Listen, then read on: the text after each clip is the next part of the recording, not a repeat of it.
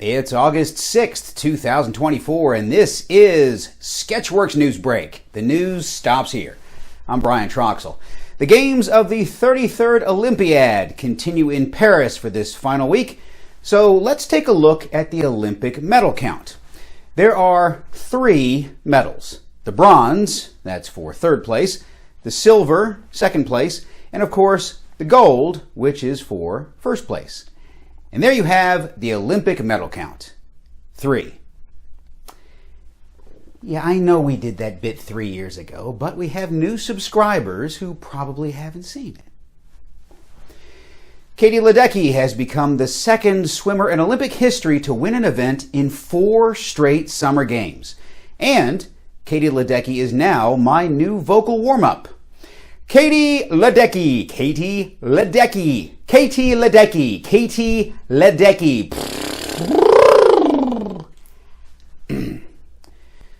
Back at home this past Wednesday, President Biden's top advisor Anita Dunn left her job as President Biden's top advisor. Biden announced his new top advisor will be his dog commander.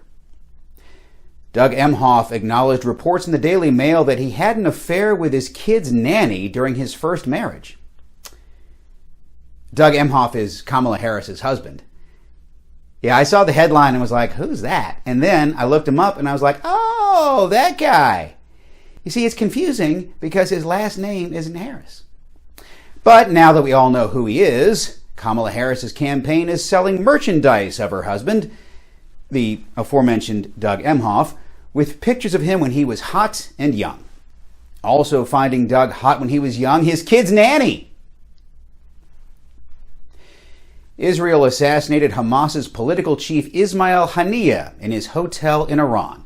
But don't worry, Haniyeh died doing what he loved most, having sex with a goat.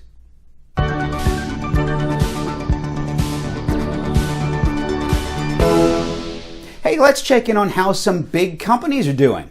Hopefully, it's badly and we can all laugh at them. A federal appeals court says Geico does not have to pay money to a woman who got an STD while having sex in her partner's 2014 Hyundai Genesis. The ruling sets a precedent that even Hyundai drivers can get laid. The CEO of Wayfair said that sales of home goods are at the lowest levels since the Great Depression because, surprisingly, people don't buy sconces when they live in a box under the highway. Shake up at Boeing. Following criticism from several commercial airlines which rely on Boeing as their plane manufacturer, CEO Dave Calhoun will be stepping down on August 8th. The Boeing board announced his replacement will be Biden's dog commander. A federal judge says Google has an illegal monopoly over internet searches. The ruling is a vindication for the 14 people who still use Yahoo.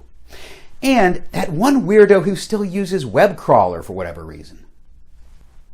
Korean Air announced it will discontinue service of ramen instant noodles due to the risk of burns during turbulence. Instead, they'll go back to their previous menu item, freeze-dried mealworms. It is back to school time, and folks who live their lives one semester at a time are getting in that one final road trip. Sketchworks NewsBrake correspondent and wife of a teacher, Allie O'Neill, went traveling this weekend, and she made a new friend. Hi, Brian. I'm at Buc-ee's in Atlanta, or I'm from Alabama, from Atlanta, obviously. I'm way too excited to be here. I might join the cult. For Sketchworks NewsBrake, I'm Allie O'Neill. Thank you so much, Buc-ee. You're amazing. I'm so excited. Thank you, Allie. Thank you for not bringing me back any garlic bohemian beef jerky from Buc-ee's. In other cult-related news, Donald Trump was in Atlanta this weekend, where he publicly shared that he had considered never going home to his third wife, the mother of his 5th child, after meeting a supporter at a Chick-fil-A back in April. This confession was met with laughter and applause from his fan base, who consider family values a top priority. Independent presidential candidate Robert F. Kennedy Jr. admits Now, this is a good one. This is a good one. Admits he dumped a bear cub carcass in New York City's Central Park a decade ago. He claims it was a prank. Admitted dog killer and South Dakota Governor Kristi Noem responded to Kennedy and called him an amateur. The U.S. Border Patrol reports Hurricane Debbie blew $1 million worth of cocaine onto a beach in the Florida Keys. It will also serve as the new plot for the much-anticipated Scarface sequel, entitled Scarface 2: Cocaine Hurricane. Cocaine news! Nope, whoa, stop. This is not cocaine news. I mean, well, it is. It's news about cocaine, but it's not cocaine news, as in Cocaine News, the segment called Cocaine News. It's just regular cocaine news in lowercase. A new survey shows that under the Biden administration, 1 in 3 parents can't afford back-to-school shopping. Meanwhile, the other 2 in 3 parents just can't afford shopping. We had a fantastic first weekend of Sketchworks and we're doing it again this weekend. Friday and Saturday at 8 p.m. at Limelight Theater here in Atlanta. And as a bonus treat, we'll be live streaming closing night on Saturday right here on our YouTube channel, which is your prompt to hit those like and subscribe buttons along with that notification bell so you don't miss it. Unless you choose to miss it, in which case, I'm not going to lie, that is kind of hurtful. And that's a wrap on this week's Gratuity. In an interview with MTV during last month's San Diego Comic-Con, Jamie Lee Curtis spoke disparagingly of the Marvel Cinematic Universe. Curtis later took to X, formerly Twitter, to say her comments were stupid and that she will do better, and please hire her. In Curtis's defense, who knew people watched MTV? And in my defense, even I am part of the Marvel Cinematic Universe. 2 people are dead in Lancaster, Pennsylvania, after a horse and buggy crashed into a truck.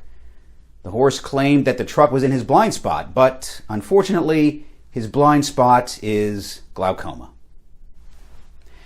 Archaeologists have made a groundbreaking discovery, at the necropolis of Sasso Pinzuto in Tuscany, Italy. The site, which has been intermittently explored since the 1830s, has revealed the foundations of a previously unknown Etruscan cult temple. This temple, dating back approximately 2,700 years, is now considered the largest of its kind ever found. Oh, so that's where I left my car keys. Hey, speaking of archaeology, Nancy Pelosi praised President Joe Biden last week, saying that his face belonged on Mount Rushmore. Although I'm not sure the rocks are stiff enough to resemble the Botox.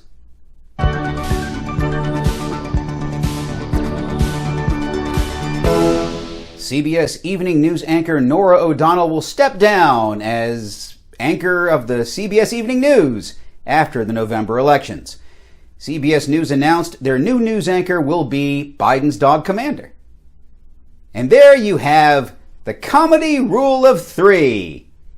There's another one coming right up.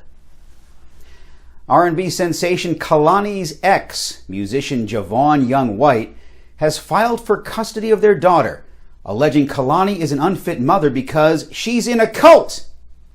That's 3. Kalani claims it is not a cult, and if her ex would just castrate himself and follow the instructions of the little beings that reside in our belly buttons, then everything would make perfect sense to him. Right? I mean, come on, guy, don't be a hater. And if you don't know who any of these people are, like me, congratulations on not being in the cult that is pop culture. Wait a minute, pop culture.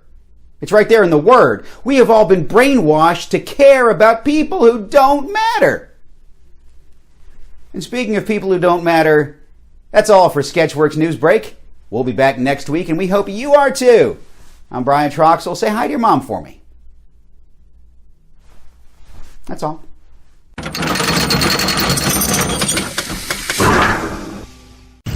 Yep, I drank the Kool-Aid. Tastes like a watermelon flavored icy.